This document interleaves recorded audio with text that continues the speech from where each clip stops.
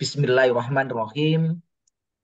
Alhamdulillahirabbil alamin. Segala puji marilah selalu kita panjatkan kehadirat Allah Subhanahu wa taala atas segala rahmat dan karunia-Nya sehingga pada hari ini kita bisa bertemu dalam rangka untuk mengikuti webinar tentang optimalisasi laboratorium dan bengkel. Di saat teman-teman yang lain, Bapak Ibu sekalian, libur bersama keluarga, ini alhamdulillah Bapak Ibu masih punya semangat untuk mengikuti webinar ini. Ya, ada banyak ini pesertanya, karena ada cukup banyak, saya nggak ingin mengecewakan Bapak Ibu yang sudah mau hadir di sini ya. Ada Ibu Sofuroh ya, ini ada Ibu Farida, ada Husniah, ada Ibu Sri, ada Bapak Ibu dari SMP dan SMA At-Tajdid ya. Ini banyak sekali nih, termasuknya peserta kita hari ini. Ada Ibu Yuvita dari Pulang Pisau, ada Ibu Husniati Samarinda, apa Ibu Dura, Sri Utami, ya, ada Islamia, ada Bapak Muhammad Ashabul, ada banyak nih ya, Pak Anwar, Pak Ilham, ya, dan lain sebagainya. Ini nanti nggak perlu saya sebut satu persatu. Kalau saya sebut satu persatu, nanti waktunya habis ya. Terima kasih Bapak Ibu atas kehadirannya pada kegiatan webinar ini. Nah, kita mulai ya untuk kegiatan ini dari biodata singkat saya dulu. Ini adalah biodata singkat saya, Bapak Ibu sekalian. Nama saya, ini nama pemberian orang tua, Bapak Ibu. Saya dikasih nama yaitu Muhammad Ali, Bapak Ibu sekalian. Ya. Nah, saya diberikan gelar oleh beberapa perguruan tinggi. Ya, tadi sudah disebutkan oleh Pak Sri Widodo, ya, moderator. Nah, ini adalah beberapa gelar yang diberikan kepada saya. Tempat tanggal lahir saya asal Jawa Tengah, Bapak Ibu, ya, tepatnya di Pekalongan. Nah, sekarang saya tinggal di sini, Bapak Ibu, di Jogja, tepatnya di Jongge Tengah, desanya Sendangadi, kecamatannya Melati, kabupatennya Sleman, provinsinya DIY. Nah, pekerjaan utama saya sebagai dosen di Fakultas Teknik UNY. Pengalaman kerja dulu pernah menjadi kaprodi, kepala program studi, pernah menjadi kepala laboratorium, pernah menjabat sebagai staf ahli, ya, dan juga pengalaman pekerjaan terkait dengan pelatihan, narasumber, peneliti, tenaga ahli, dan lain sebagainya. Nah, untuk keluarga, alhamdulillah saya sudah dikaruniai 3 anak dari 1 istri. Saya kira cukup jelas ya untuk biodata singkat saya. Untuk keluarga, alhamdulillah tadi sudah saya jelaskan ada 3 anak. Ini anak saya yang pertama, anak yang kedua, dan anak yang ketiga. Ini foto saya, ini foto istri saya. Nah, ini beberapa kegiatan kami ya, yang kami lakukan ya, eh, baik untuk bekerja ya maupun menyalurkan hobi, ada traveling dan lain sebagainya. Nah, ini pengalaman kerja saya di industri sebagai tenaga ahli maupun sebagai narasumber berbagai macam kegiatan. Ini yang di industri, Bapak Ibu sekalian. Ini kegiatan kami di perguruan tinggi.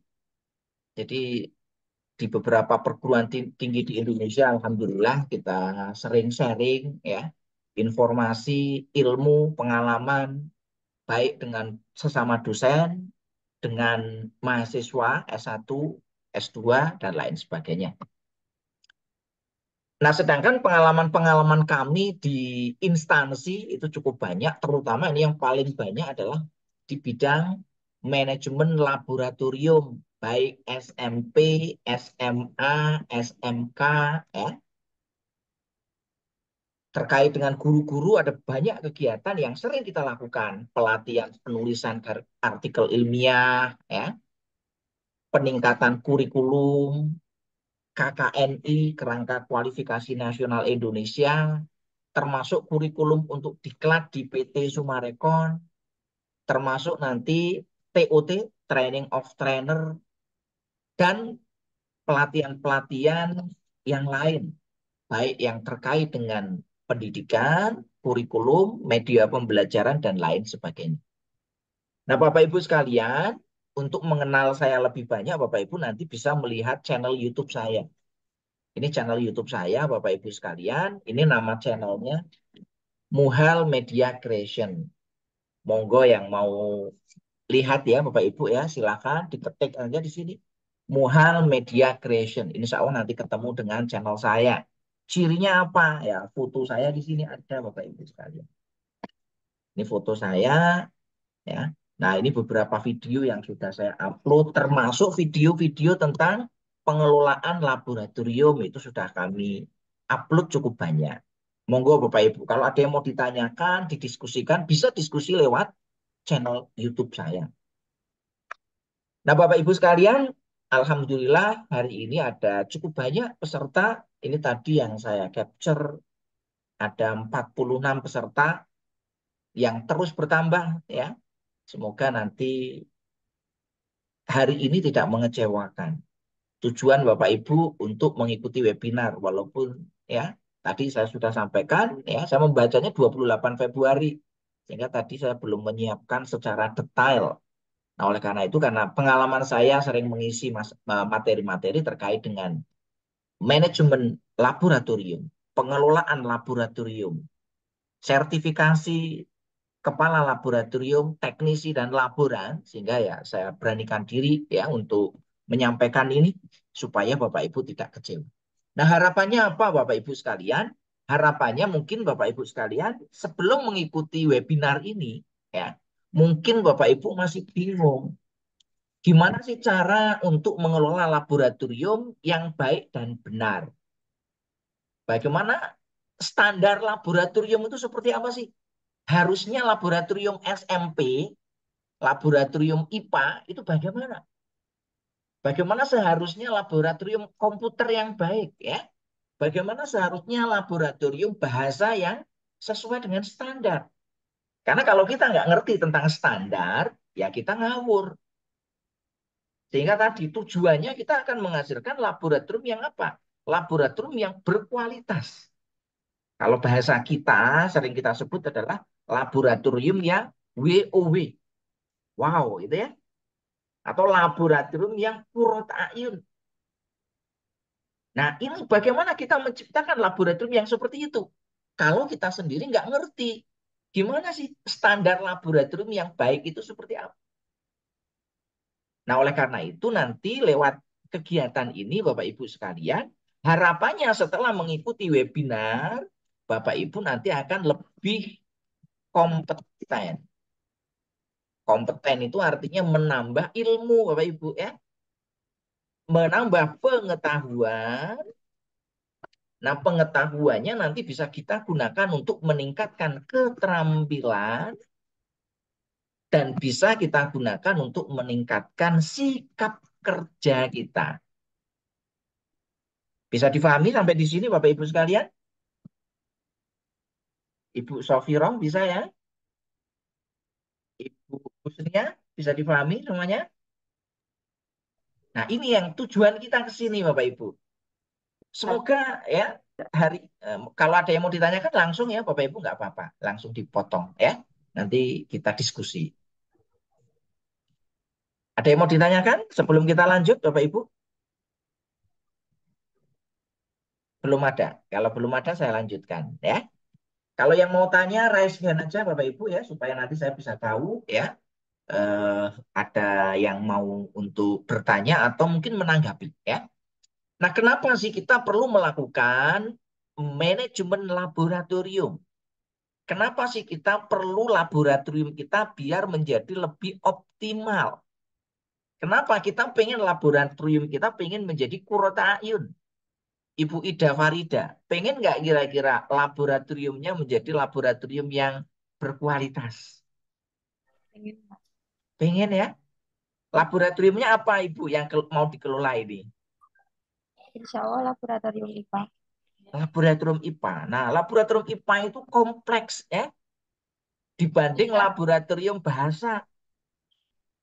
Karena laboratorium IPA itu gabungan ya antara fisika, biologi, dan sebagian kimia.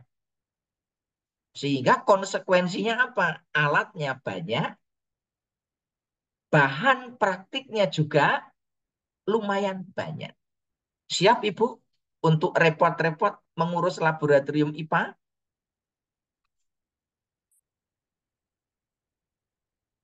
Nah, ini penting ya Bapak Ibu ya. Kita perlu perlu menjaga komitmen ya. Ibu Husniah, siap nggak Ibu menjadikan labnya menjadi lab yang WOW? Insya Allah. Ya. Siap ya. Lab apa Ibu yang mau dijadikan menjadi WOW ini? Yang ada di sekolah labnya apa aja? Lab fisika ada, kimia ada, lab bahasa ada, biologi ada. Tapi sementara kurang optimal. Sementara kurang optimal. Nggak apa-apa Ibu ya. Oleh Ya. karena itu Ibu di sini ikut kegiatan ini. Biar nanti ngerti, belajar supaya labnya menjadi lebih baik ya. Ibu Ya. Juni, Ibu Juni Masti, gimana Ibu? Pengen nggak labnya menjadi rujukan lab yang ada di daerah Ibu? Pengen betul Pak, karena selama saya di SMA ini mulai tahun 2010 labnya hanya begitu-begitu saja. Makanya saya daftar supaya ada sharing sesama teman gitu nah Pak di webinar ini. Ya, Bisa oke. sama-sama membangun untuk labnya. Ya, terima kasih Ibu ya. Ya, ini penting ini ya. Supaya nanti selain kita ikut webinar, nanti bisa ada WhatsApp group, bisa sharing ya. Sharing dengan sesama calon kepala lab, sharing ke kami juga boleh ya. Yang berikutnya Pak Prasetyo, kira-kira sudah siap belum labnya menjadi WOW?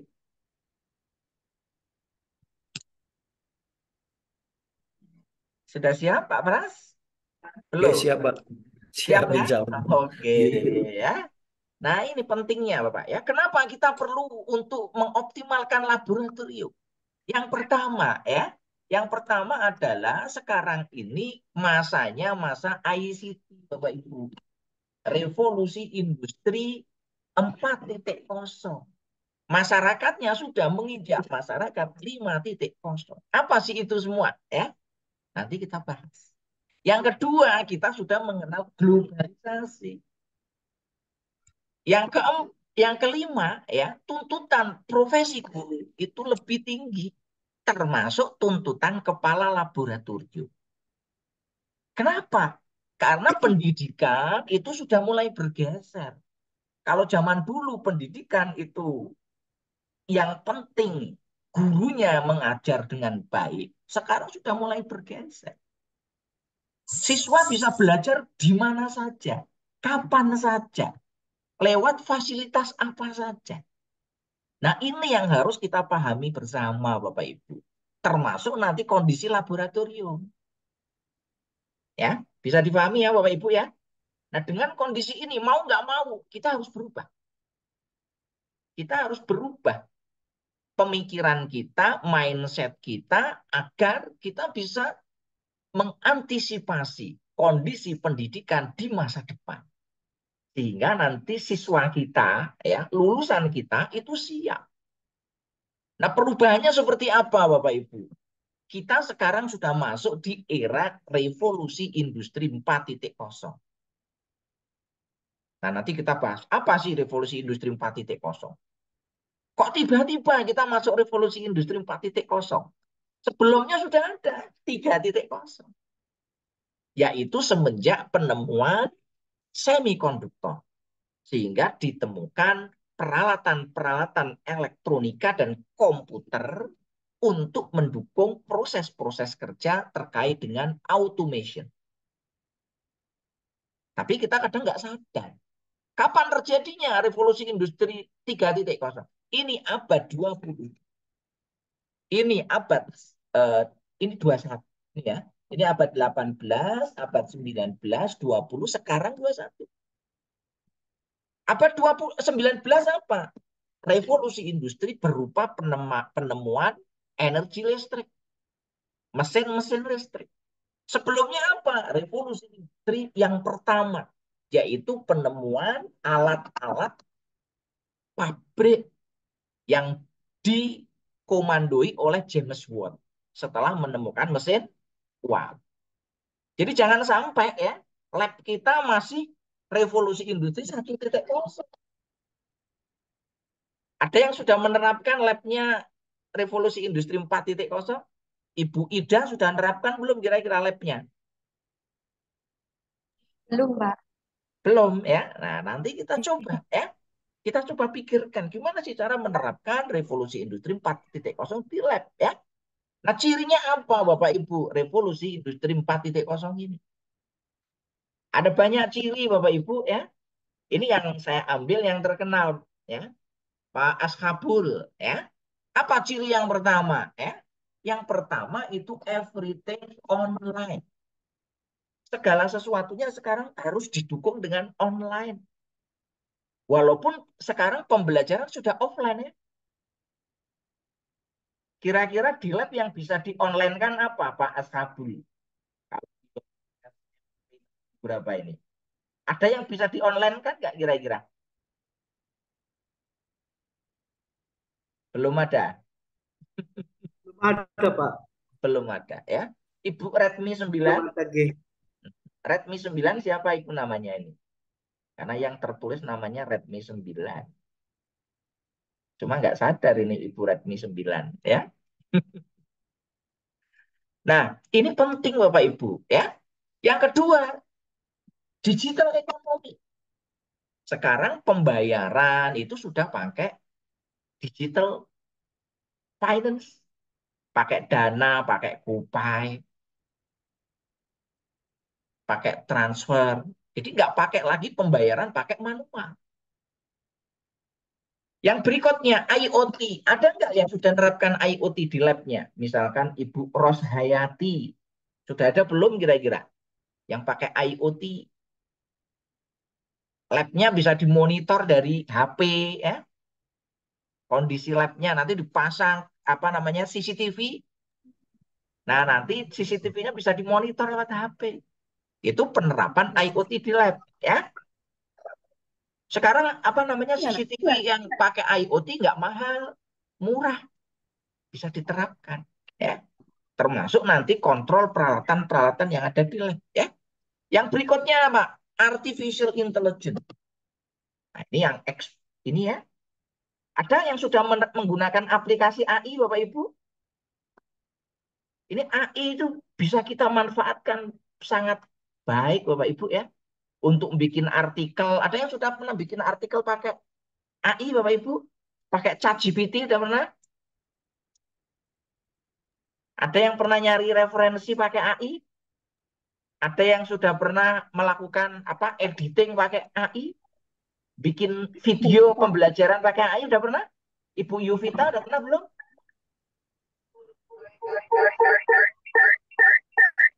Belum ya? Belum, Bapak. Belum, Pak, belum. Mau mencoba nggak? Mau, Pak. Mau ya? Nah nanti ini penting Bapak Ibu. Yang berikutnya big data. Sistem informasi labnya udah punya belum ini Bapak Ibu sekalian? Ada yang sudah punya informasi lab? Inventarisnya sudah ada belum Ibu Islamia? Ada. Sudah ada. Masih manual, Pak. Masih manual. Belum ada pakai software. Belum, Pak. Nah, ke depan mau kalau pakai software. Mau, Pak. Nah, ini penting Bapak Ibu ya. Robotik ya. Sekarang sudah ada mesin pel yang pakai robot. Jadi nanti kalau membersihkan enggak usah saling lempar-lemparan. Kepala lab menyuruh gurunya. Gurunya menyuruh siswanya. Siswanya menyuruh teman yang lain nggak jadi dibersihkan. Seperti debat pilpres saja kan. Debat aja terus. Nggak ada yang selesai. Nggak dikerjakan kerja. Nggak ada action ya. Printer 3 dimensi. Sudah ada yang punya belum? Ini sekarang era revolusi industri 4.0. Jangan sampai alat-alat seperti ini kita ketinggalan. Machine learning, ya, autonomous machine. Nah, ini perlu ya. Ini di revolusi industri 4.0. Nah, gimana contoh AI Bapak Ibu? Ya, ini perkembangan AI itu luar biasa. Dan ini itu bisa sangat, ya ini contoh Bapak Ibu ya. Sudah pernah lihat seperti ini Bapak Ibu? Belum, Pak. Belum. Belum, Pak. Kira-kira siap nggak Lihat Ibu? aja, Pak. Kita nanti kalau pesaing kita, ya, pesaing kita nanti Bapak Ibu, ya, pesaing kita itu nanti robot. Jadi guru-guru robot mungkin di tahun 2040 sudah banyak Bapak Ibu. Dia ngajarnya baik, ya, pinter, nggak pakai ngeluh, nggak kena lelah Bapak Ibu, ya. Atau seperti ini Bapak Ibu.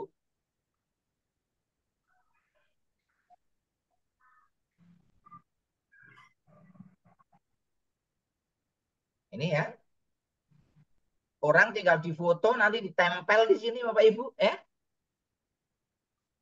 Tinggal di drag and drop, ditempel, otomatis dia berubah ke situ Bapak Ibu ya.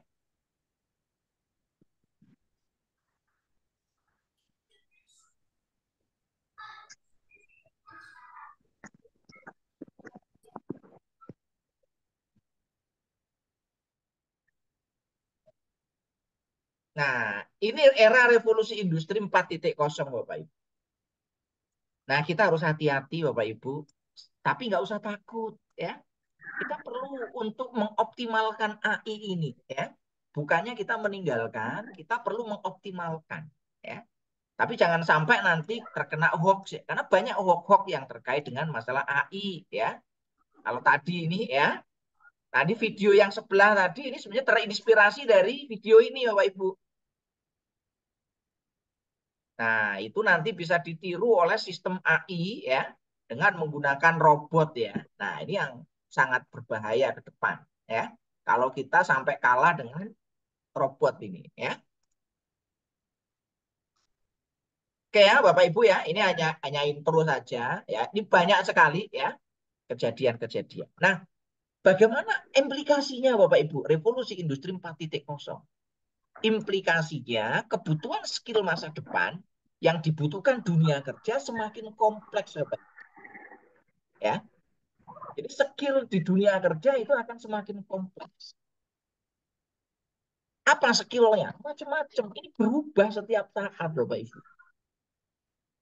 Di abad 21 ya, tahun 2022, ini skill yang paling menonjol. Complex and problem solving, social skill, process skill, system skill, cognitive skill. Nah, sehingga kita nanti harus bisa mengupdate Bapak Ibu. Kira-kira nanti tahun 2028 itu skill yang dibutuhkan itu seperti apa? Yang paling tinggi apa? Maka kita ini pentingnya kita memahami tentang ini. Nah, bagaimana membangun skill ini Bapak Ibu? Ya, membangun skill kita perlu memahami tentang karakteristik pembelajaran. Dulu zamannya COVID Bapak Ibu, pembelajaran harus dilakukan secara daring. Sekarang COVID-nya sudah lewat. Gimana pembelajaran? Apakah daringnya kita hilangkan? Tidak. Tetapi kita menggunakan strategi pendekatan hybrid learning. Jadi tetap yang namanya classroom training, ya kalau di training ini, kalau di learning ya classroom learning dengan e-learning. Itu kita perlu kombinasi sehingga kita namakan sebagai hybrid atau blended. Nah, dengan cara apa? Kita bisa banyak cara, banyak tools, banyak aplikasi yang bisa kita gunakan. Termasuk hari ini kita pembelajaran jarak jauh. Kita bisa menggunakan berbagai macam aplikasi. Salah satu yang banyak digunakan adalah aplikasi Zoom. Kita bisa menggunakan banyak cara selain Zoom. Bisa pakai WhatsApp Group, bisa pakai Google Classroom, bisa pakai Meet, bisa pakai YouTube, dan lain sebagainya. Jadi nanti jangan sampai guru itu hanya pemakai aplikasi, Bapak Ibu ya. Guru tetap fungsinya sebagai pengajar, ya, sebagai apa? Pendidik, bukan sebagai pemakai aplikasi. Aplikasi setahun 2 tahun berubah. Jadi kita jangan terjebak hanya sebagai pemakai aplikasi, Bapak Ibu. Nah, bagaimana di dalam pembelajaran era sekarang? pembelajaran era sekarang itu sifatnya fleksibel. Apanya yang fleksibel? Waktunya. Bapak Ibu kalau webinar hari Senin bisa nggak kira-kira? Dimarahi kepala sekolah ya Bapak Ibu ya. Kalau webinar kita hari Senin, hari Selasa, ya kan? Oh, webinar kita lakukan hari Minggu, itu fleksibel. Ya kita mengorbankan yang tadinya Bapak Ibu ada acara keluarga, kita korban. Yang kedua, kontennya juga kita fleksibel. Sehingga pendekatan kita nanti adalah kurikulum merdeka. Nanti kita bahas kurikulum merdeka. Yang ketiga, pembelajarannya juga fleksibel. Sumber belajarnya jika fleksibel, nggak usah harus dari buku A gitu ya. Ini kadang-kadang kalau guru zaman dulu, bukunya harus ini. Kalau nggak pakai guru ini, nanti nilainya nggak keluar. Ada yang masih seperti itu, Bapak Ibu? Enggak ya? Yang berikutnya, pengantarannya fleksibel. Pendekatan instruksionalnya fleksibel. Ya. Kita bisa menggunakan berbagai macam pendekatan.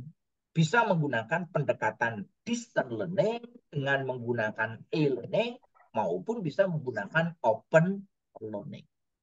Nah, ini penting Bapak Ibu ya terkait dengan ini. Nah, berikutnya terkait dengan pembelajaran bagaimana?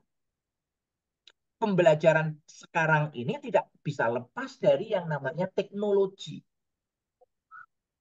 Bapak Ibu sepandai apapun kita nggak bisa lepas dari teknologi Bapak ya. Ada yang bisa lepas dari laptop kira-kira Bapak Ibu? Ada yang bisa lepas dari HP satu hari saja? Ibu Ida kira-kira bisa nggak meninggalkan HP sehari?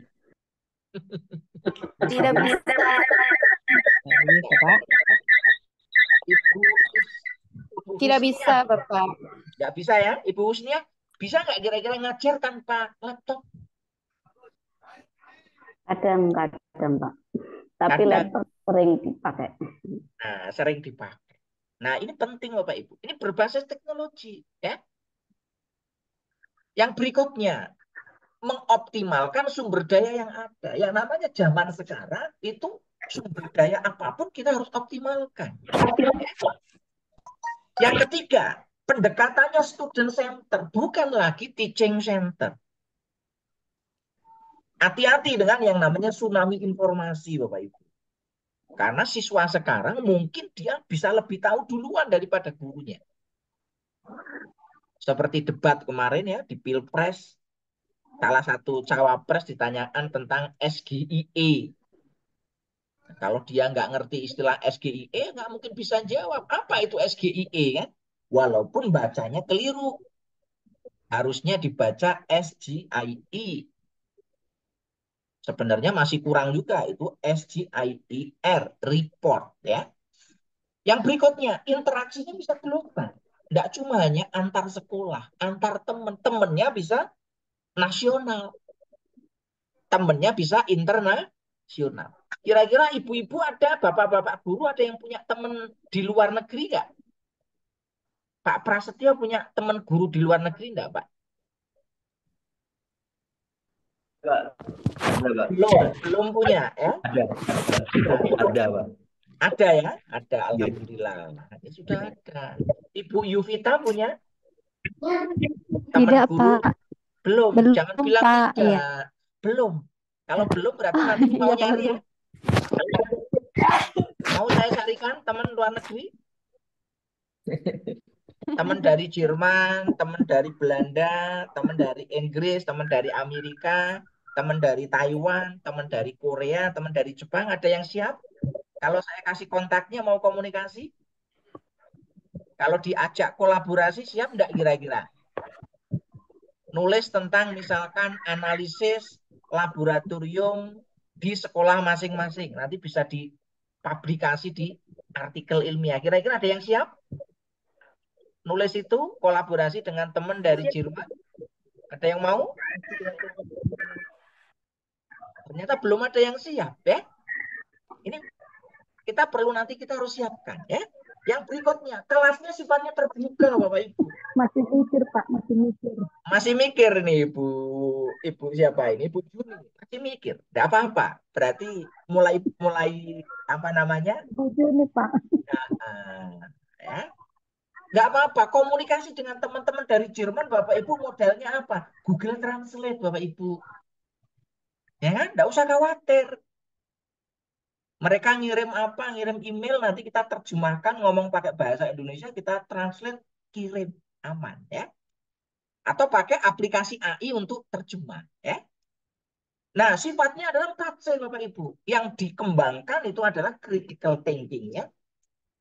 Ini tanpa Q, mohon maaf, ini salah ya. G-nya dicoret ya, Bapak Ibu, ya. Yang dikembangkan adalah kemampuan communication-nya.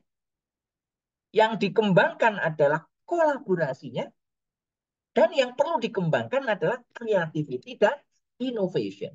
Pertanyaannya, Ibu Husniah, apakah sudah berpikir kritis? Komunikasinya sudah baik, ya, bisa berkolaborasi dan mengembangkan kreativitas dan inovasi. Sebelum kita minta siswa kita seperti ini, maka gurunya harus 4C, Bapak Ibu, ya. Ada yang sudah siap 4C-nya, Bapak Ibu? Belum, ya? Nggak apa-apa. Kalau belum berarti nanti ada ini. Ibu Roshayati gimana, Ibu? Sudah siap 4C-nya? Belum, Pak. Belum? Ya, enggak apa-apa, Ibu, ya. Sabar, ya. Nanti masanya nanti 4C-nya akan jadi, ya. Tapi tetap harus ditingkatkan, ya. Ya, Siapa Pak. lagi nih, ya?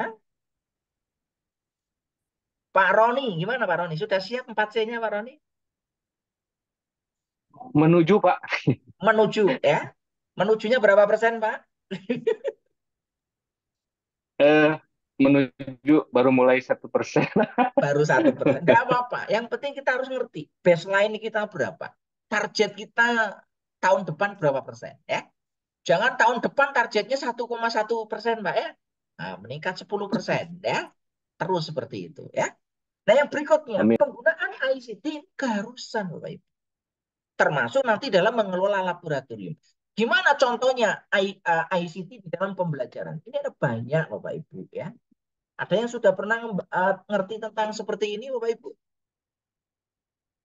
Lab-nya ada yang pernah dikenalkan dengan apa namanya? Virtual reality, augmented reality. Ini lab di bidang pertanian. Ini ada yang pengen membuat seperti ini? Kita masih bikin trainingnya, ya. Biar Bapak Ibu bisa membuat, ya. Ada yang mau minat? Kira-kira kalau pelatihannya sebulan, insya Allah bisa lah. Nanti kita Minat, Pak. bimbing, ya, dari dasar. Minat, Pak. Minat, ya? Ada yang Minat, ingin Pak. minat buat seperti ini, Minat. Bapak Ibu? Minat, Pak. Ada yang minat beli alatnya, Bapak Ibu? Ini nggak murah loh, Bapak Ibu. Ada yang sudah punya alatnya? Kalau disediakan dari minatnya Pak boleh. Sudah punya, ya? Nah, ini Belum, harus punya Pak. ini dulu. Kalau belum nanti ya diadakan. Belum Ya. ada Pak, belum. Ada yang sudah merencanakan mengadakan ini, Bapak Ibu? Labnya? Lab IPA dilengkapi ini nggak apa-apa. Nanti belajar IPA lewat begini, Bapak Ibu. Belum ada, Pak. Belajar ini lab mesin pakai ini, ya. Ada yang mau pengen Masih buat? dalam bayang. Masih dalam bayangan, ya. Supaya labnya menjadi kurota air, ya. Ada yang pengen buat labnya seperti ini? Nah, Ingin sekali, Pak. ingin, ya? Nah, nanti kita adakan lah, ya. Kita follow up ini pasti, ya. Diidentifikasi kira-kira tema-tema apa sih yang perlu nanti untuk kita kembangkan. Biar guru kita menjadi guru yang profesional, ya. Jadi kalau diadu dengan guru-guru negara lain kita menang. Produknya banyak, gurunya produktif. Nah, ini sebenarnya mimpi kami, Bapak Ibu, ya. Ya. Jadi kalau pemerintah, menteri apa namanya pendidikannya belum punya mimpi seperti itu, ya, ya minimal Pak Ali lah yang punya mimpi seperti itu, ya, agar guru-guru di Indonesia ya punya kemampuan seperti ini. Nah, nanti kita akan, ya, ada yang sudah pernah mengembangkan, ya, media pembelajaran pakai Android, ada yang sudah pernah, Bapak Ibu? Ada yang pengen belajar? Ingin, Pak. Saya jamin Pak. Bapak Ibu mesti bisa ya. Saya jamin Bapak Ibu lewat training mesti bisa ya. Ini sudah saya kembangkan ya. Contoh-contoh ya. Nanti Bapak Ibu mengajar mata pelajaran apa, bikin medianya nanti bisa lewat Google AdSense ya, atau lewat Google Play Store, sehingga nanti bisa didownload oleh siswa. Jadi nanti siswanya bangga, wah ini guru saya itu produktif sekali, guru saya karyanya banyak, maka siswanya harus karyanya lebih banyak. Nah, ini menginspirasi Bapak Ibu ya. Nah, bagaimana tantangan pembelajaran di laboratorium Bapak Ibu ya, kita lihat sekarang. Kebanyakan pembelajaran kita ya itu pakai pendekatannya, modelnya adalah teacher center learning. Nah, kita harus ubah Bapak Ibu. Paradigma pembelajaran sekarang itu eranya sudah era student center. Jadi sekarang ini bukan saatnya guru maupun dosen itu mengajar dengan baik. Karena mengajar dengan baik ini adalah keharusan Bapak Ibu. Bisa dipahami nggak ini Bapak Ibu? Paham semuanya? Jadi kalau guru mengajar dengan baik itu bukan sesuatu yang wow, bukan. Ya guru mesti harus ngajar dengan baik. Kalau guru ngajarnya belum baik, ya ketemu Pak Ali, ya kan? Belajar. Paham ya Bapak Ibu ya? Jadi jangan bangga, oh saya ngajarnya sudah baik, ya. Karena itu merupakan kewajiban, ya. Nah, bagaimana sekarang? Tantangan sekarang adalah bagaimana kita membelajarkan siswa ya agar mau belajar dengan baik. Jadi belajar itu bukan transfer ilmu, transfer keterampilan, bukan Bapak Ibu. Tetapi yang namanya belajar adalah metode inquiry dan discovery. Bagaimana kita menemukan ilmu sendiri, Bapak Ibu. Nah, guru itu sebagai apa? Guru itu hanya sebagai apa, Bapak Ibu? Fasilitator. Ya. Kalau siswanya kesulitan, ya kan? Nanti kita fasilitasi. Pakai apa fasilitatornya? Bapak Ibu mestinya punya buku. Bapak Ibu punya modul. Bapak Ibu punya handout, ya. Bapak Ibu punya artikel. Bapak Ibu punya waktu untuk memfasilitasi. Seperti saya, Bapak Ibu ya. Jadi kalau misalkan peserta pelatihan butuh apa? Peserta webinar butuh apa? Kita fasilitasi, Bapak Ibu. Jangan khawatir, ya. Materi saya nanti saya kirimkan, sudah saya kirimkan ke Pak Sri Widodo. Ya. Bisa dipahami semuanya Bapak Ibu? Nah yang kedua apa Bapak Ibu? Sebagai seorang pendidik kita harus memberi motivasi Bapak Ibu. Jangan menakut-nakuti Bapak Ibu ya. Kita harus memotivasi. Indonesia mesti bisa maju. Indonesia bisa mengalahkan Amerika. Insya Allah bisa. Tinggal kita harus punya visi misi untuk mengalahkan Amerika gimana Bapak Ibu? Kita harus kuasai ilmu. Kita harus kuasai teknologi. Kita harus mensejahterakan guru ya. Kita harus ubah guru yang seperti sekarang harus kita ubah menjadi guru yang lebih baik dari guru Amerika.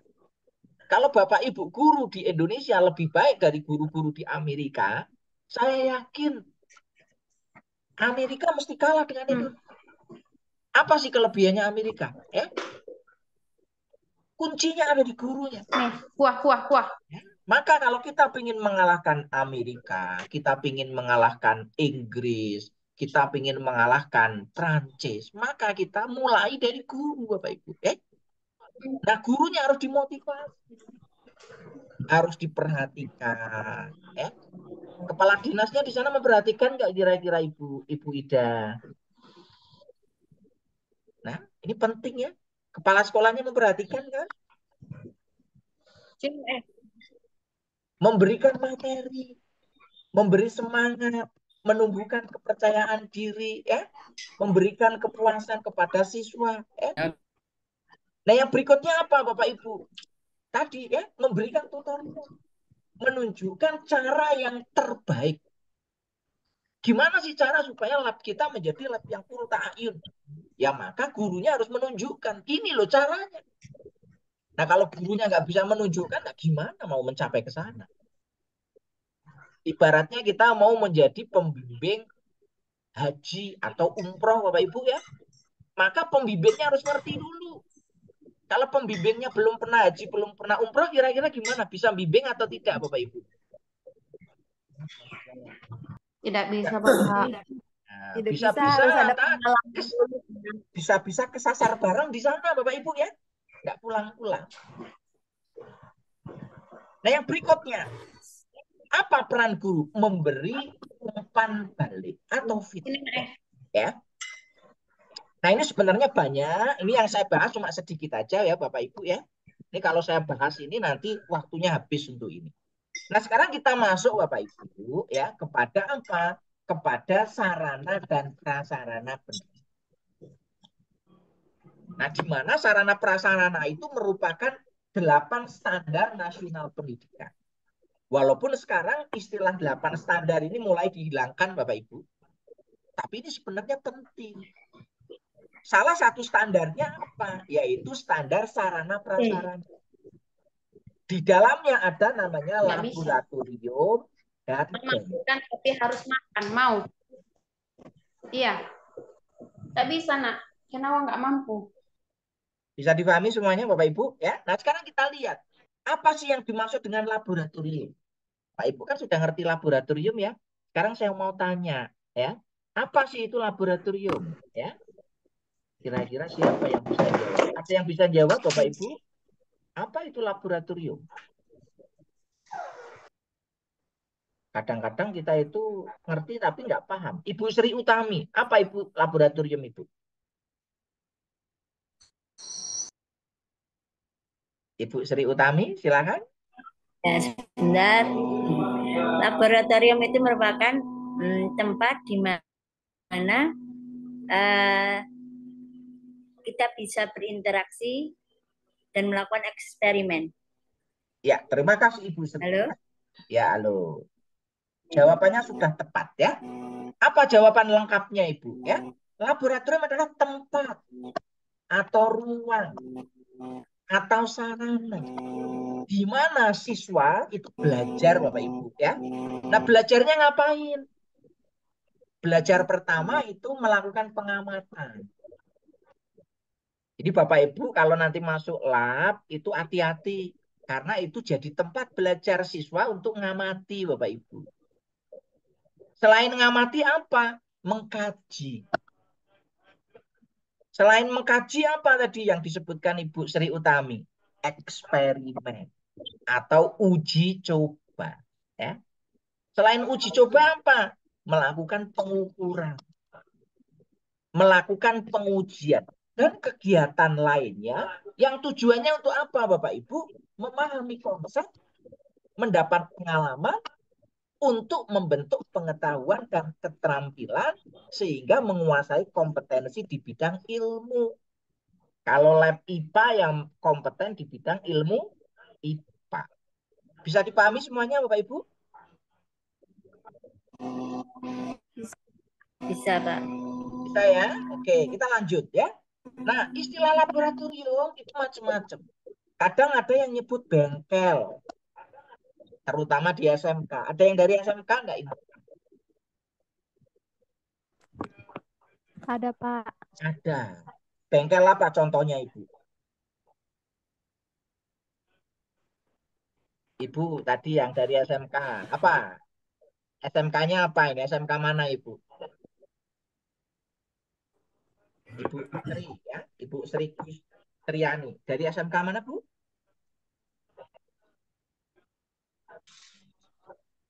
Belum connect ya. Kita lanjut ya. Ada SMK. Nanti ada bengkel otomotif. Ada bengkel proyek. Ada bengkel kayu. Ya. Di beberapa SMK seperti musik, arsitektur, menyebutnya bukan lab, tapi studio. Di beberapa tempat menyebutnya workshop. Apa sih bedanya antara lab dan bengkel? Nah, lab itu fungsinya tadi ya, ini ya Bapak Ibu. Kalau bengkel itu fungsinya ada tambahan. Cirinya yaitu ada kegiatan workshop. Apa itu workshop? Menghasilkan produk, baik berupa barang atau jasa. Nah, biasanya istilah bengkel, studio itu ada di SMK. Kalau di SMP, SMA istilahnya adalah laboratorium. Bisa dipahami semuanya? Nah, yang namanya bengkel, laboratorium, itu yang make banyak. Yang make itu siswa. Siswa itu sifatnya dinamis. Maksudnya dinamis gimana Bapak Ibu? Yang tahun ini kelas 1, tahun depan kelas berapa? Yang tahun ini kelas 2, tahun depan kelas?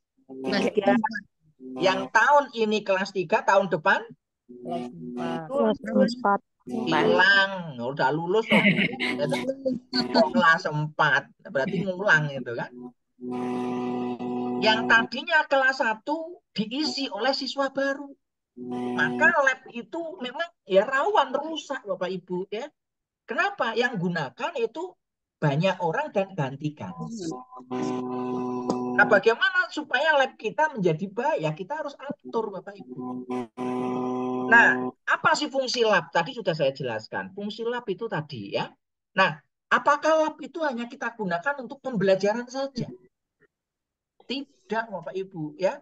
Kalau labnya ingin optimal, lab itu kita manfaatkan untuk berbagai kegiatan. Contohnya apa? Yang pertama, penunjang pembelajaran. Pembelajaran tertentu boleh pakai lab untuk menunjangnya.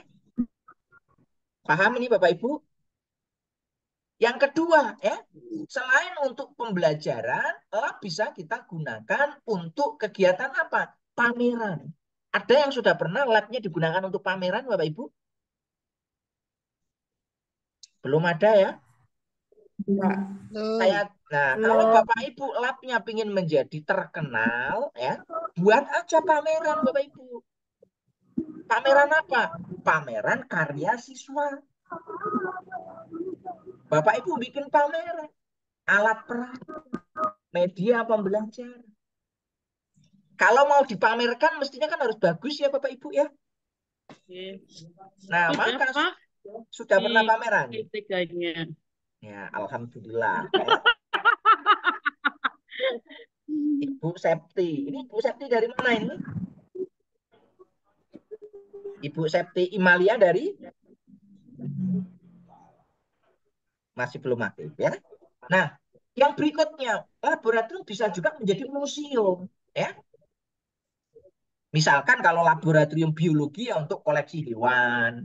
Kalau laboratorium komputer, koleksi teknologi komputer. Ya. Kalau apa namanya?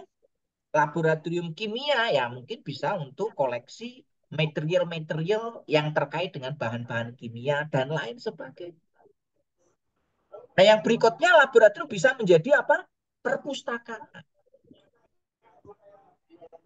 Ada yang laboratoriumnya isi buku-buku Bapak Ibu atau apa namanya server yang berisi file-file pembelajaran? Belum ada ya? Nah, yang terakhir laboratorium bisa digunakan untuk apa? Ada PKM. PKS, program kreativitas siswa. Ada yang sudah di ini ya? Kadang. Nah, kalau yang sudah nanti ditingkatkan ya.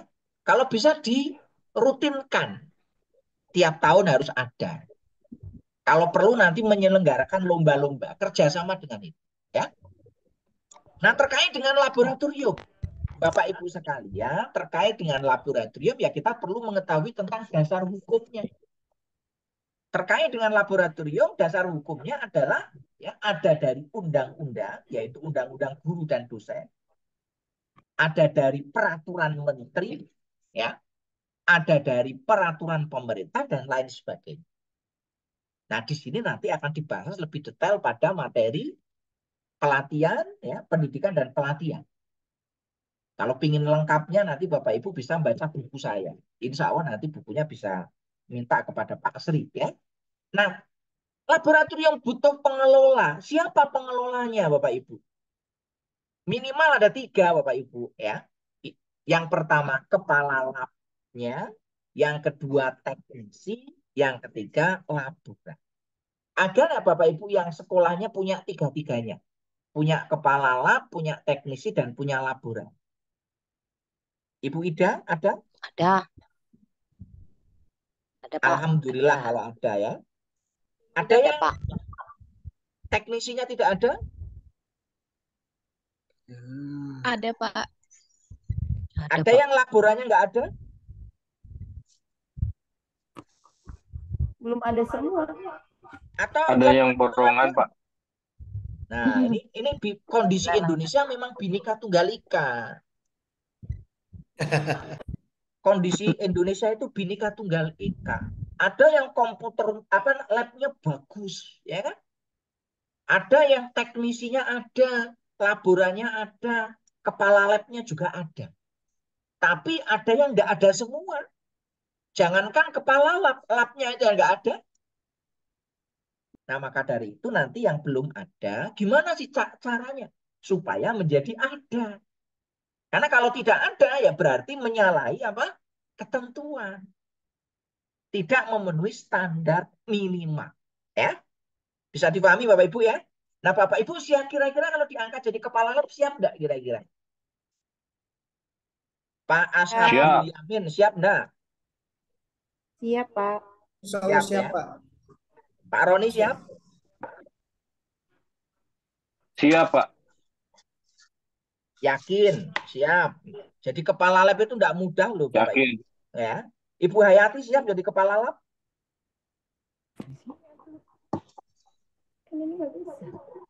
Apa sih keuntungannya kepala lab, ya? Kepala laboratorium keuntungannya adalah diakui 12 jam minimal, Bapak Ibu, ya.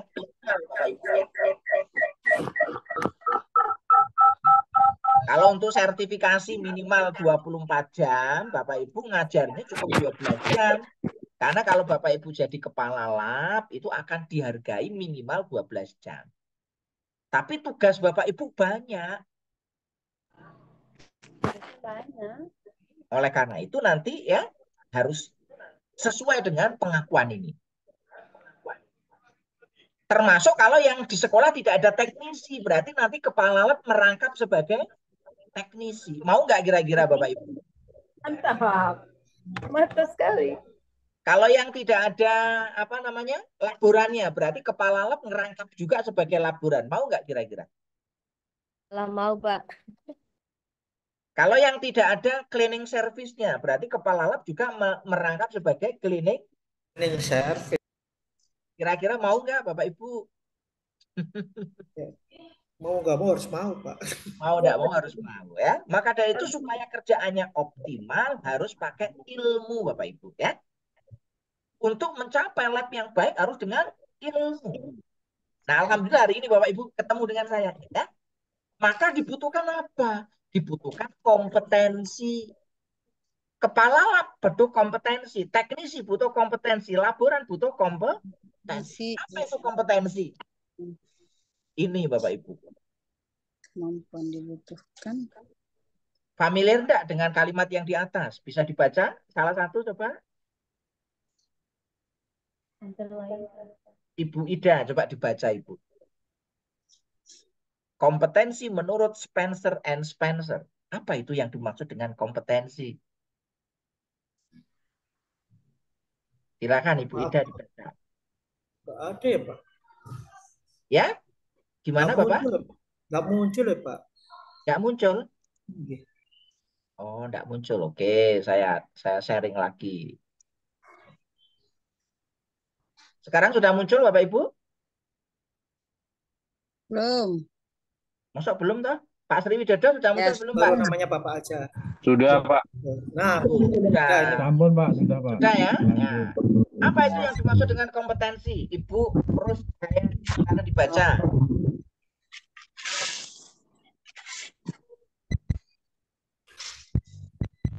Apa? A competency is underlying characteristic of an individual that is causally related to criterion reference, effective on or superior performance in a job or situation.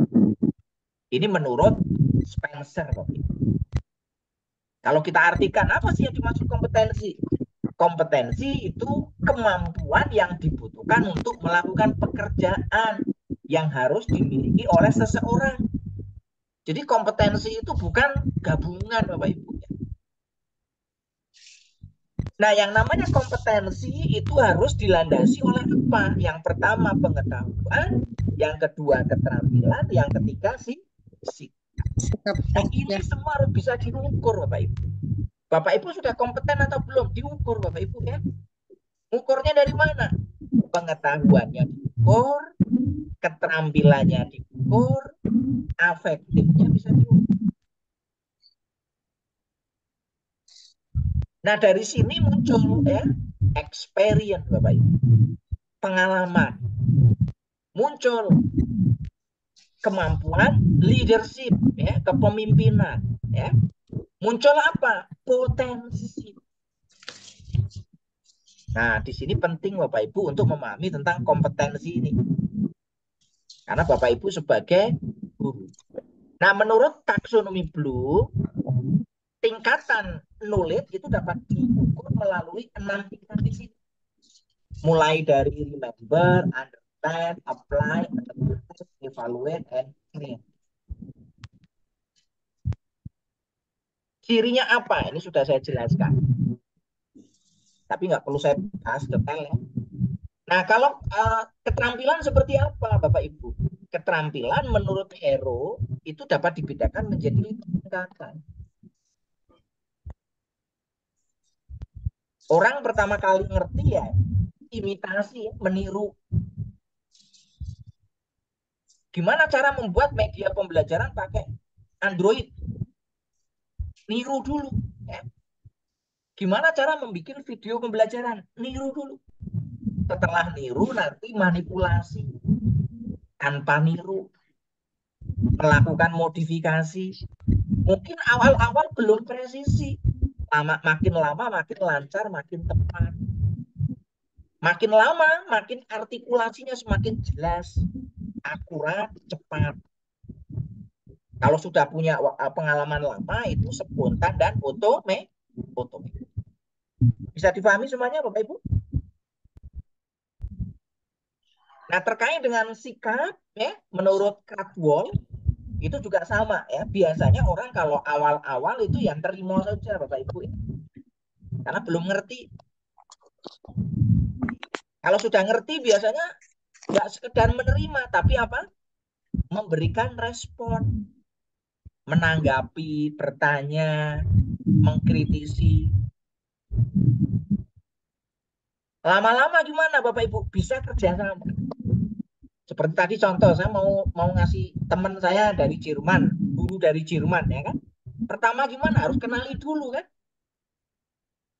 Nanti ngerespon, bertanya, ngajarnya bidang apa, expertise-nya di bidang apa, pengalamannya sudah berapa lama, bisa bahasa Inggris atau tidak, bisa kolaborasi atau tidak, kolaborasinya apa. Nah, ini adalah bagian dari yang berikutnya apa? Mengatur diri dan disiplin. Sehingga nanti akan membentuk karakter, Bapak Ibu. Nah, ini yang penting. Karakter guru Indonesia seperti apa? Guru Indonesia adalah guru yang komunikasinya baik, critical thinking-nya spektakuler, ya, kolaborasinya bagus dan kreatif dan kalau kita bisa mencapai itu, ya, saya yakinlah Indonesia akan menjadi negara maju. Jadi kalau saya mau debat presiden, gampang Bapak Ibu ya, bikin aja gurunya guru yang profesional, ya, otomatis semua tatanan kehidupan akan menjadi baik. Tapi kalau gurunya masih belum profesional, ya kita akan sulit. Paham ya Bapak Ibu ya? Kuncinya ada di situ. Gurunya dibuat profesional. Ya, itu akan mudah. Ya. Nah, berikutnya terkait dengan tenaga laboratorium. Apa sih fungsinya Bapak Ibu? Nanti kalau di pelatihan akan dibahas lebih detail oleh Pak Mutakin ini ya. Terkait dengan tugas tenaga laboratorium. Apa saja tugasnya? Ya. Yang berikutnya. Tugasnya apa ini Bapak Ibu? Kalau Bapak Ibu sebagai calon kepala laboratorium, ya ini Bapak Ibu. Pertanyaannya, Ibu Husnia, apakah sudah bisa mengelola dengan baik Bapak Ibu untuk pembelajaran praktik, untuk penelitian, untuk PPM, dan kegiatan-kegiatan lain? Sudah bisa kira-kira Ibu Husnia? Belum semua, Pak. Belum semua. Kira-kira butuh berapa waktu lama Ibu supaya bisa semua? Semoga bisa cepat, Pak. Ya. Setengah tahun bisa ya? Insya Allah.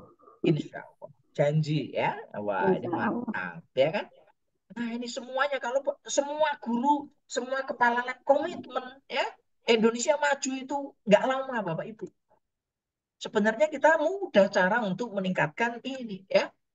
Yang berikutnya, gimana supaya lab kita menjadi aman, nyaman dan menyenangkan? Pak Roni kira-kira siap nggak labnya menjadi aman, nyaman, menyenangkan? Itu menjadi salah satu harapan saya, Pak, karena memang siswa kelihatannya lebih senang belajar di laboratorium sebetulnya, karena berhubungan dengan belajar eh, nyata gitu ya. Kalau misalnya mau mencari pengetahuan dan sumber ilmu yang lain, eh, dalam hal ini saya pengennya mengembangkan lab komputer, Pak. Jadi sehingga pembelajaran juga nanti bisa lebih atraktif seperti itu. Ya, Sehingga terima kasih Pak. kelihatan Ya, nah, mantap nih Pak Roni. Ya, kita kasih applause ini ya, Pak Roni. Ya, semoga saya minimal tak doakan lah ya. Kita doakan bersama-sama semoga labnya Pak Roni menjadi lab yang tadi itu ya, menyenangkan. Jadi jangan sampai siswa masuk lab seperti masuk kuburan. Ya, kan? Lihat layoutnya berantakan, ya. Lihat cat temboknya sudah menyeramkan, ya. Lihat kepala labnya sudah takut itu kan. Karena kepala labnya bersungu gitu ya, bertanduk. Kepala labnya tidak pernah senum. Nah ini Bapak Ibu, kita harus mindsetnya harus kita rubah. Yang berikutnya, bagaimana nanti lab kita memenuhi standar? Kira-kira Ibu Yuvita, labnya sudah memenuhi standar belum Ibu? Atau Ibu udah ngerti standarnya belum sih? Belum, Pak. Kami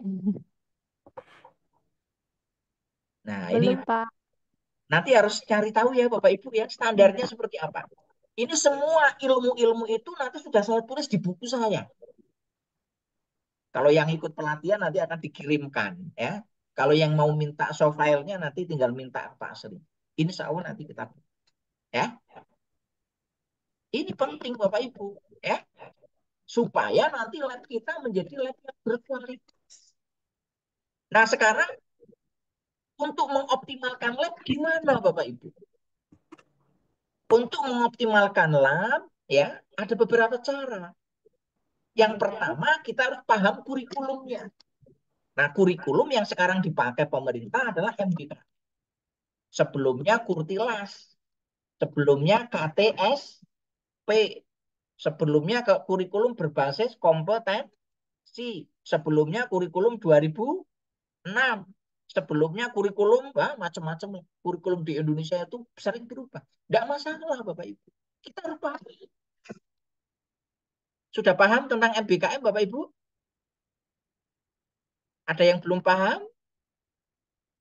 Jangan sampai nanti pemahaman kurikulum MBKM, siswanya bebas belajar, gurunya bebas tidak mengajar. Nah ini yang berbahaya Bapak Ibu ya. Kesalahpahaman. Yang kedua, harus kita update ilmu dan teknologi. Jadi kalau yang apa namanya, kalau ada pameran komputer, Pak Roni harus datang pertama kali, Pak. Pak Roni kalau ada pameran komputer datang nggak kira-kira? Kebetulan di daerah masih belum ada, Pak. Kalau ada mah insya Allah saya pengen sekali, Pak. Ya, kalaupun daerah nggak ada ya pergi ke itu toh, Pak. Yang ada minimal 1 semester sekali, Pak. Kalau yang lab Iya, Pak. IPA juga sama, ya. Kalau ada pameran produk-produk IPA datang. Jangan sampai guru IPA, kepala lab IPA nggak pernah ikut datang pameran. Ada yang pernah ikut webinar, seminar yang berbayar ataupun yang gratis, ya kan? Itu harusnya kepala lab minimal 1 semester sekali ikut webinar pengelolaan lab. Gimana mau menjadi labnya bagus kalau nggak pernah ikut webinar, nggak pernah ikut pameran, ya? Kalau perlu nanti 1 semester sekali beli buku tentang lab. Bisa difahami Bapak Ibu ya? Yang ketiga harus ngerti standar lab, ya. Harus ngerti tuntutan dunia kerja, ya. Harus ngerti tentang kebijakan-kebijakan pemerintah. Oke, Bapak Ibu. Nah, terkait dengan kurikulum merdeka. Kurikulum merdeka bukan artinya merdeka bebas. Merdeka itu adalah kepanjangan dari M-nya itu melakukan refleksi, E-nya itu eksplorasi konsep, R-nya itu ruang kolaborasi, D-nya itu demonstrasi kontekstual, E-nya itu adalah elaborasi pemahaman, K-nya itu koneksi antar materi, dan A-nya adalah kok koneksi antar materi lagi, ya, aksi nyata. Mohon maaf ini yang ini ganti aksi nyata Bapak Ibu, ya. Bisa dipahami Bapak Ibu sekalian? Ini kurikulum merdeka. Sebenarnya tidak berbeda jauh dengan kurikulum 2013. Kurikulum 12 pakai 5M. Masih ingat Bapak Ibu? Atau sudah lupa? Kurikulum berbasis kompetensi, ya. Kurikulum KTSP itu berdasarkan satuan pendidikan. Itu juga nggak beda jauh. Pendekatannya hampir-hampir sama. Tujuannya sama. Cuma ya strategi untuk pencapaiannya ini yang berbeda. Nah, bagaimana pengelolaan laboratorium pendidikan? Apa sih yang dimaksud dengan pengelolaan laboratorium dan bengkel pendidikan? Maka di sini yang namanya pengelolaan itu adalah strategi untuk mencapai tujuan. Nah, yang pertama harus kita ingat Bapak Ibu, tujuannya apa? Sudah paham semua ya tujuan labnya Bapak Ibu ya? Jangan sampai nggak ngerti tujuannya. Ibaratnya Bapak Ibu mau pergi ke Jakarta ya harus ngerti yang dituju mana. Apakah yang mau dituju Istana Negara, Gedung DPR, Taman Mini Indonesia Indah, Ancol atau di mana? Nah, setelah kita ngerti tujuannya, kita buat perencanaan. Kita buat pengorganisasian. Nggak bisa lab itu kita capai tujuannya secara mandiri. Nggak ada yang namanya one man show. Kita harus kolaborasi. Dengan siapa? Dengan teknisi, dengan guru pengampu di lab, dengan laboran, dengan siswa, dengan kepala sekolah, dengan komite sekolah, dan dengan lain. Nah, yang ketiga itu adalah membuat action, aksi nyata. Setelah kita membuat aksi, maka kita perlu melakukan kontrol, pengawasan, monitoring. Sehingga tujuan laboratorium itu dapat kita capai dengan memanfaatkan sumber daya secara efektif dan efisien. Bisa difahami sampai di sini Bapak Ibu? Nah, bagaimana tentang mutu? Ya. Untuk bisa mencapai mutu secara efektif dan efisien, maka kita butuh ilmu yang namanya manajemen. Nah, manajemen itu adalah bidang ilmu sosial. Kenapa kok bidang ilmu sosial? Karena ini berhubungan dengan manusia.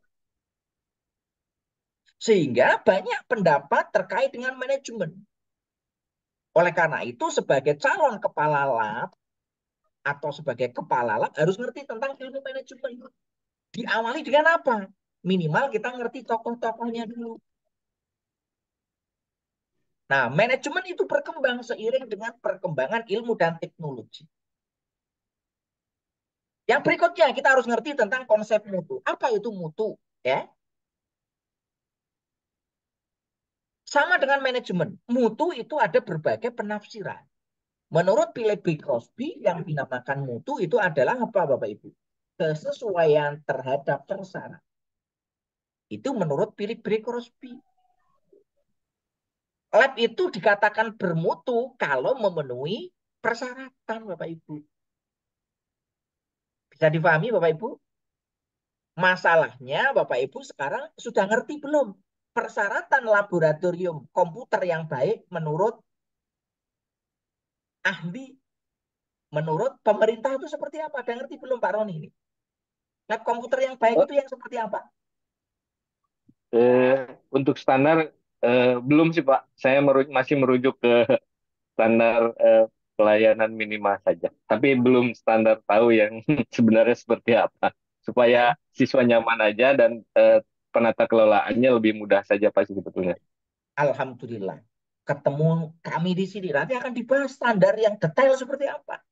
Karena kalau nggak ngerti standarnya tadi, ibaratnya kita mau pergi ke Jakarta. Yang mau dituju mana kita nggak ngerti. Kira-kira tanya orang Jakarta ngerti nggak? Wong kita yang mau dituju nggak ngerti. Yang kedua, menurut Edward Deming, apa itu yang dimaksud dengan mutu? Yaitu pemecahan masalah ya, untuk mencapai penyempurnaan secara terus-menerus.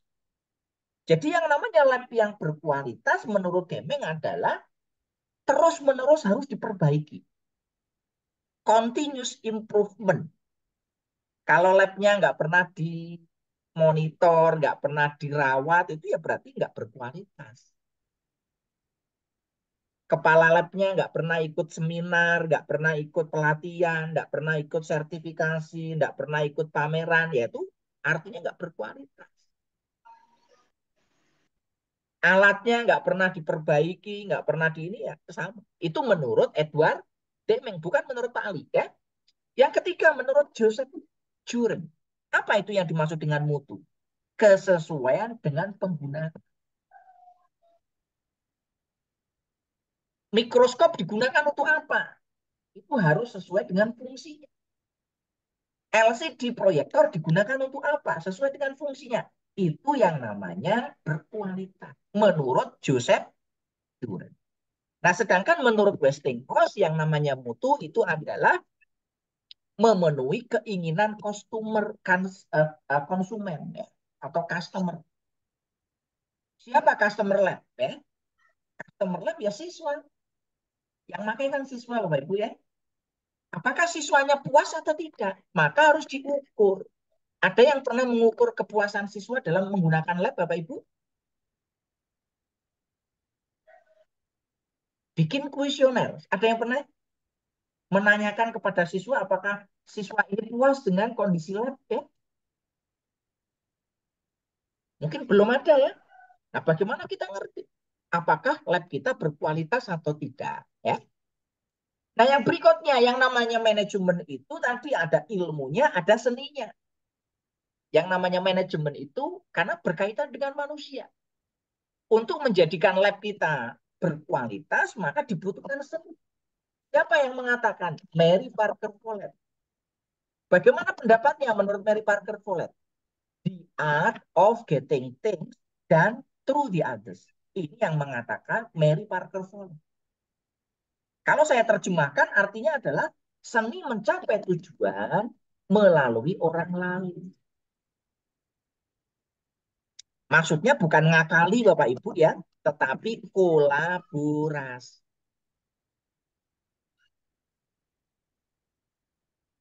Masjid Agung nggak akan mungkin terbangun dengan baik tanpa kolaborasi. tanpa manajemen.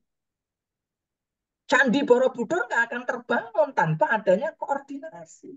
Itu dibutuhkan seni. Menurut Mary Parker, nggak mungkin Bandung Bondowoso langsung bangun Candi Prambanan seperti pada mitologi Jawa. Kecuali Nabi Sulaiman ya membangun istana Ratu Bilqis. Nah, sedangkan menurut beberapa pakar yang nama-nama manajemen itu adalah ilmu. Bedanya apa ilmu dan seni? Kalau yang namanya seni itu nggak ada apa namanya benar dan salah. Tapi kalau ilmu itu ada benar dan salahnya. Menurut Terry, untuk melakukan manajemen dibutuhkan planning, organizing, actuating, dan control. Menurut Fayon, ya, dia nambahkan ada yang namanya commanding ya, dan coordinating. Menurut Gulik itu ada tambahan, ada staffing, directing, dan report. Sedangkan menurut Urwi itu ada forecasting, ada commanding, ada coordinating. Sampai di sini bisa dipahami semua Bapak Ibu? Nah, manajemen tadi apa Bapak Ibu? Ya, mengelola sumber daya, sumber dayanya itu 7M, 7M itu ini Bapak Ibu ya, ada sumber daya manusia, mulai dari kepala lab, teknisi, laboran, guru pengampu, siswa, ya, dan lain sebagainya. Ada modal, baik berupa uang, ya, dari BOS, dari apa namanya, BIPA, BLU, BLUD, atau dari komite sekolah, ya. Ada bahan-bahan yang ada di lab, ya. Ada metode, ada peralatan-peralatan, ya. Ada kebutuhan pasar, dan ada apa? Waktu. Nah, ini semua kita manage. Agar apa? Efektif dan efisien. Nah, apa yang dimaksud dengan efektif? Efektif itu gambarannya ini, Bapak Ibu. Ya. Kita punya 5 kesempatan, semua masuk sasaran. Itu namanya efektif. Doing the right thing, atau mengerjakan sesuatu dengan yang benar. Jadi yang dikerjakan itu yang benar-benar saja. Yang tidak benar jangan dikerjakan. Itu namanya efektif. Efektif saja tidak cukup. Ya, perlu efisien. Apa itu efisien? Kalau saya punya satu kesempatan, ya harus tepat sasaran seperti ini. Mengerjakan sesuatu dengan apa indikatornya Bapak Ibu? Mengerjakan sesuatu dengan benar. Mengelola laboratorium itu bagaimana caranya paling mudah. Maka kita harus ngerti Bapak Ibu. Ya, cara terbaik, cara yang paling mudah. Biayanya paling murah. Waktunya paling singkat. Bebannya paling ringan, jaraknya paling pendek. Ini contoh indikator dikatakan efisien. Sampai di sini bisa dipahami, Bapak Ibu sekalian? Nah, bagaimana pengelolaan lab ya? Perencanaan contohnya ini ya, administrasi contohnya ini, pengendalian contohnya ini ya. Nanti kalau ada yang belum jelas silakan nanti ditanyakan ya, karena waktunya terbatas Bapak Ibu ya. Nah, apa sih yang dimaksud dengan laboratorium yang bermutu? Tadi kalau Pak Roni ya, laboratorium yang memenuhi standar minimal Pak ya. Nah, standar minimalnya ada di mana? Nanti baca ini Pak. Ada di sini Pak. Apakah cuma itu? Enggak. Yang kedua harus ada struktur organisasi. Sudah ada Pak ya struktur organisasinya Pak Roni? Ada Pak, cuman kepala doang tapi. Enggak apa-apa Pak ya. Yang ketiga apa Pak? Ada komitmen manajemen Pak. Kepala sekolah, wakil kepala sekolah punya komitmen untuk memajukan lab Pak? Ada Pak. Yang berikutnya, kepala labnya kompeten. Nah, ini harapannya karena sudah webinar nanti kompeten. Ya. Yang berikutnya, kolaborasi dengan siapa? Guru, teknisi, siswa, wakasek, dan lain sebagainya. punya visi misi program kerja yang jelas. Labnya ditata dengan baik, administrasinya baik, ya, mampu menginspirasi. Nah, ini yang susah, Bapak Ibu. Ibu Husnia kira-kira labnya mampu menginspirasi nggak, Bapak Ibu? Mampu menginspirasi guru, siswa, atau siapapun yang masuk ke lab, ya? Sudah bisa level ini, Ibu?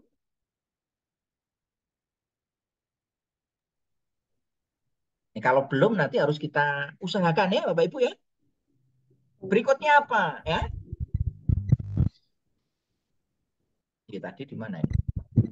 Laboratorium terjaga kebersihannya. Jadi nanti labnya bersih, ruang labnya bersih. Kebersihan sebagian dari iman. Jangan hanya di poster saja, tapi direalisasi. Labnya menerapkan K3, punya SOP terkait dengan K3. Jangan sampai terjadi kecelakaan kerja di lab. Ini banyak kejadian, ya. Sampah dan limbah dikelola dengan baik. Kalau sampah plastik daur ulang, sampah organik ya didaur ulang, ya. Nah, ini penting. Qurrata A'yun. Labnya itu sedap dipandang mata. Kira-kira kalau mandang lab ini Qurrata A'yun enggak kira-kira Bapak Ibu?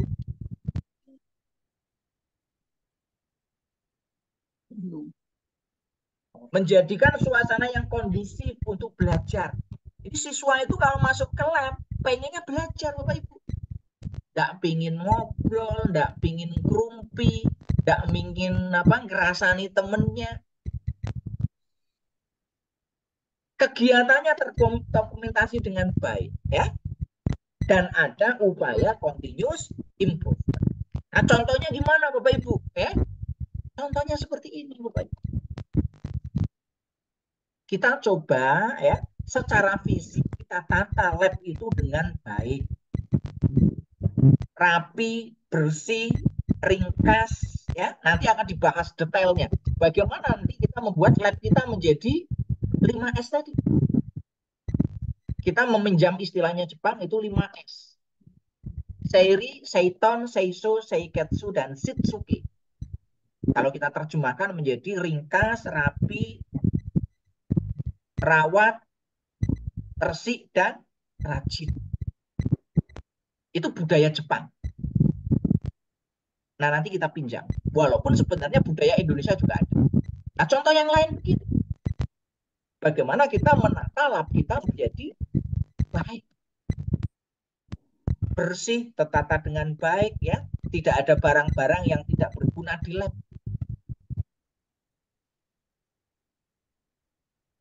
Nah, ini Bapak Ibu. Ini lab SMK. Lab SMK itu terkenal dengan kumuh. Kenapa? Karena lab SMK itu bengkel bentuknya Bapak Ibu. Ini bengkel Bapak Ibu. Bisa nggak bengkel kita buat bersih, rapi, terang, sehingga tidak muncul kecelakaan kerja. Siswa kecelakaan kerja kenapa? Karena ruangnya kurang terang. Siswa kecelakaan kerja kenapa? Jaraknya terlalu dekat. Nah, ini bahaya Bapak Ibu. Bisa nggak kita membuat lab kita seperti ini, ya? Ini contoh-contoh lab yang bisa kita jadikan sebagai apa? Inspirasi. Banyak Bapak Ibu ya. Ini contoh juga ya. Kalau ini mungkin kesannya terlalu rapat Bapak Ibu ya. Terlalu rapat jadi kurang leluasa untuk transportasi. Nah, kita labnya seperti ini. Ini lab biologi, lab kimia ya. Lab matematika. Nah, ini lab matematika Bapak Ibu.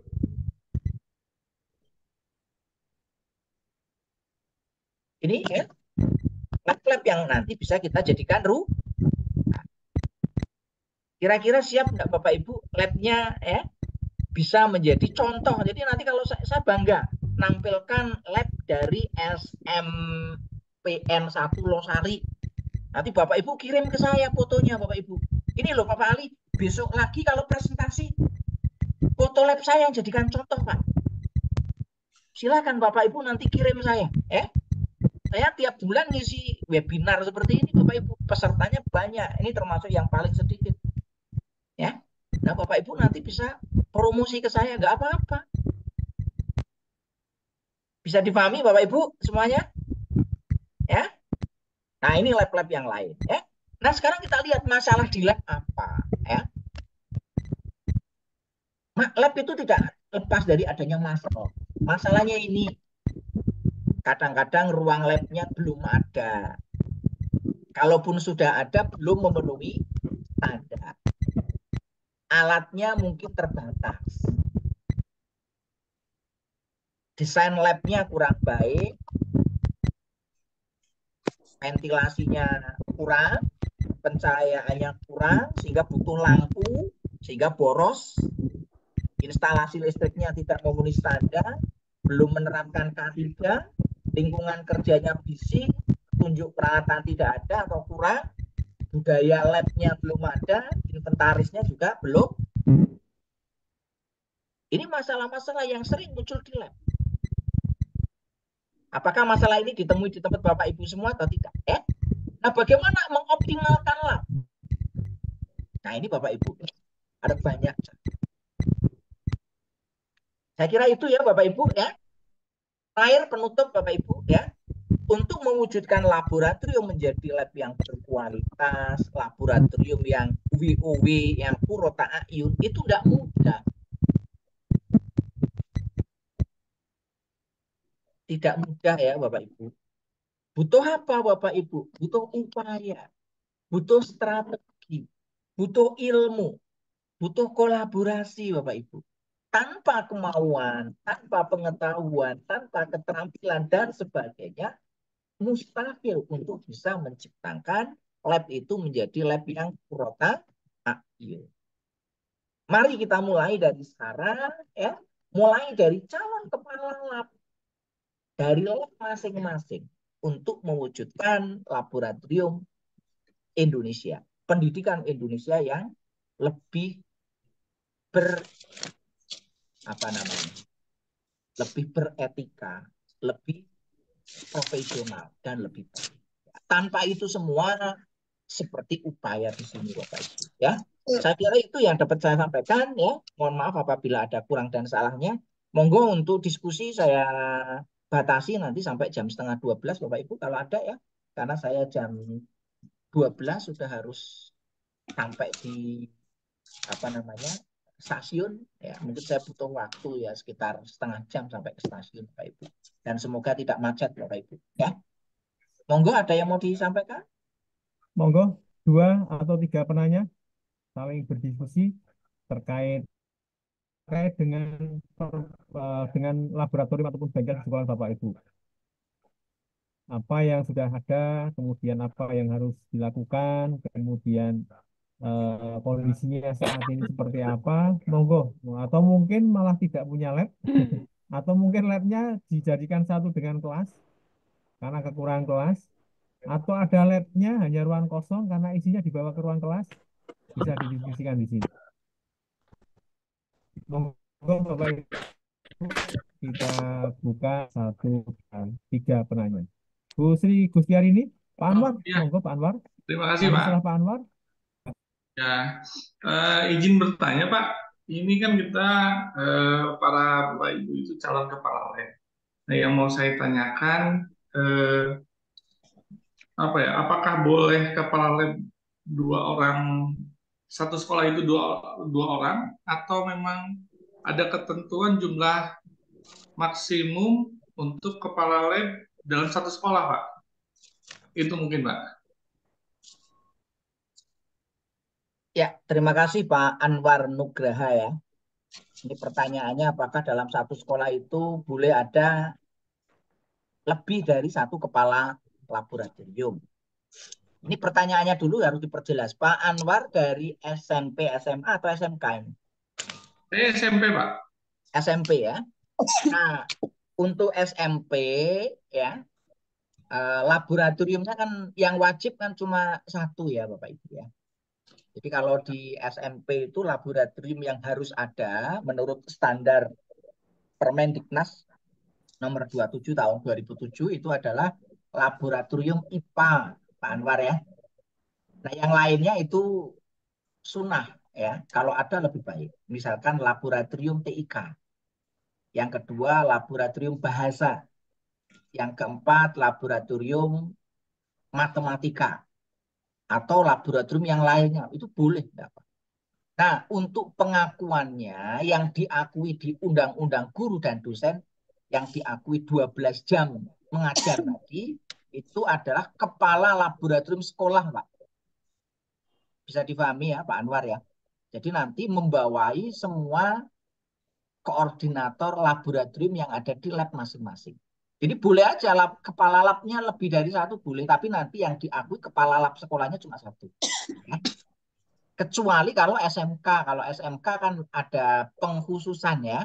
Kalau di SMK kan ada banyak jurusan. Masing-masing jurusan bisa punya kepala lab atau kepala bengkel. Kalau di SMK zaman dulu ada mata kuliah yang namanya produktif. Terus yang kedua itu adalah normatif. Yang ketiga itu adalah adaptif. Nah itu boleh untuk kepala labnya, kepala bengkelnya lebih dari satu ya. Demikian ya Pak Anwar, bisa menjawab? Ya, makasih Pak. Ya, sama-sama Bapak ya. Ada yang lain mau ditanyakan? Silakan. Ibu Sri Gustian mungkin? Belum, Pak. Oh, belum. Oke. Ada yang lain? Silakan.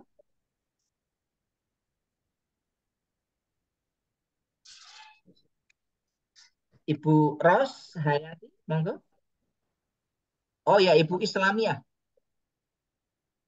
Silakan Ibu Islamiyah dari sekolah mana Ibu? SMP, SMA atau SMK? Ya, izin Pak, dari SMK Pak di Sulawesi Selatan. Kebetulan ini Pak, saya masih tergolong guru baru ya Pak. Jadi saya mengikuti diklat ini tujuannya adalah untuk utamanya adalah ilmu dan persiapan ke depannya jika nanti saya diberikan amanah tentunya untuk menjadi kepala laboratorium Pak. Tadi saya sempat mendengar dari penjelasannya Bapak bahwa pada tingkat SMK itu ada pengakuan untuk beberapa kepala lab ya Pak.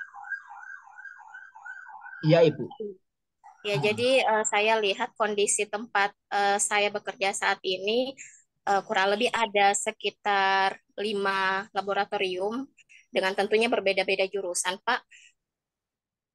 Apakah nanti pengakuannya untuk 5 kepala lab itu juga mendapatkan 12 jam, Pak, atau bagaimana? Ya, terima kasih Ibu Islamiyah ya. Ini terkait dengan pertanyaan untuk kepala laboratorium di SMK ya. Nah, untuk pengakuan kepala laboratorium di SMK itu memang berbeda dengan kepala laboratorium untuk SMP dan SMA. Kalau di SMP dan SMP itu kan lab wajibnya cuma satu ya. Kalau SMA itu lab wajibnya kan lab fisika, biologi, kimia, dan laboratorium TIK ya. Itu yang wajib. Kalau ada bahasa itu tambahan, boleh ada ya. Terus ada yang mau buat laboratorium IPA juga, laboratorium matematika juga boleh. Ada juga yang menambahkan laboratorium yang sekarang itu adalah laboratorium inovasi di bidang teknologi juga boleh. Sekarang banyak ya SMA yang membuat laboratorium sesuai dengan perkembangan zaman. Termasuk ada yang membuat laboratorium digital.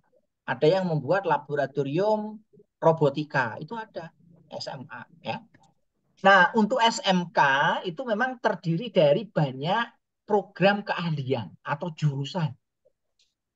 Jadi nanti untuk kepala lab dan kepala bengkelnya itu tidak satu SMK itu satu kepala lab. Tidak mungkin ya. Kepala labnya listrik mengelola lab otomotif, tidak paham. Kepala labnya boga ngelola labnya listrik, ya bisa kesetrum nanti bahaya. Ya kan? Kepala labnya sipil mengelola labnya otomotif, bangkrut nanti kan, alatnya habis. Nah itu memang berbeda. Tapi tetap saja pengakuan itu biasanya nanti tergantung dari kepala dinas dan pengawas. Apakah seorang kepala laboratorium atau kepala bengkel. Karena kalau di SMK itu nanti ada kepala bengkel atau kepala studio.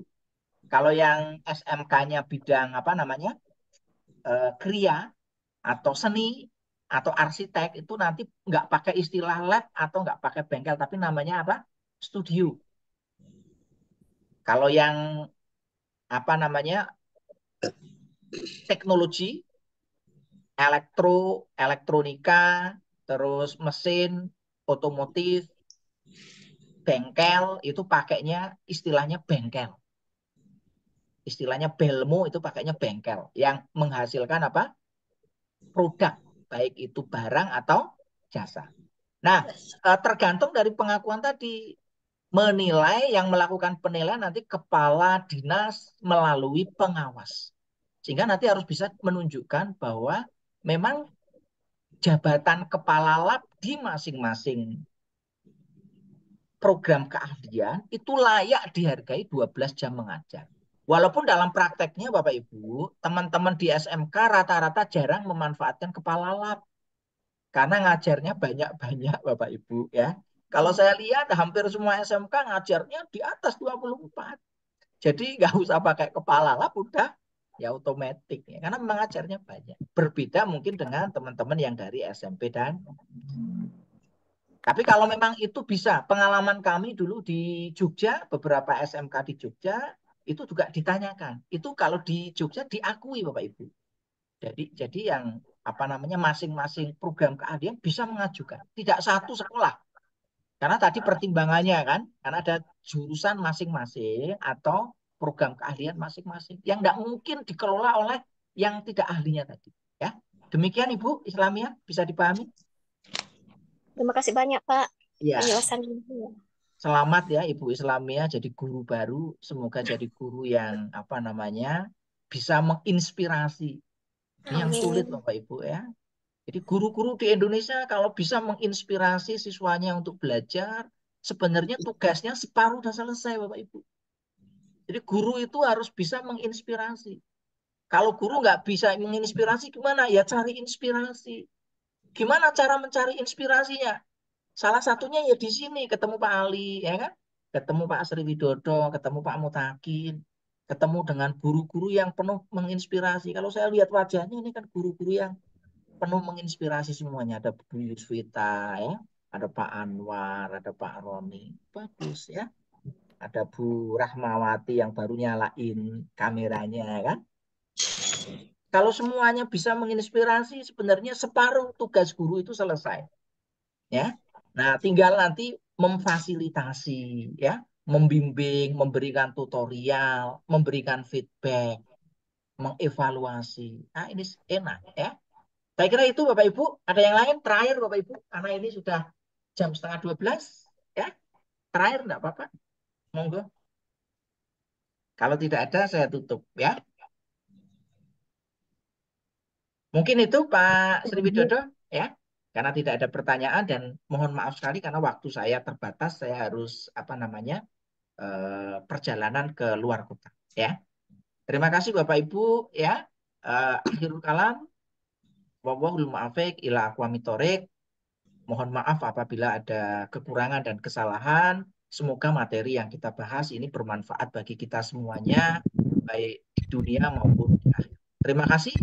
Assalamualaikum warahmatullahi wabarakatuh. Waalaikumsalam warahmatullahi wabarakatuh.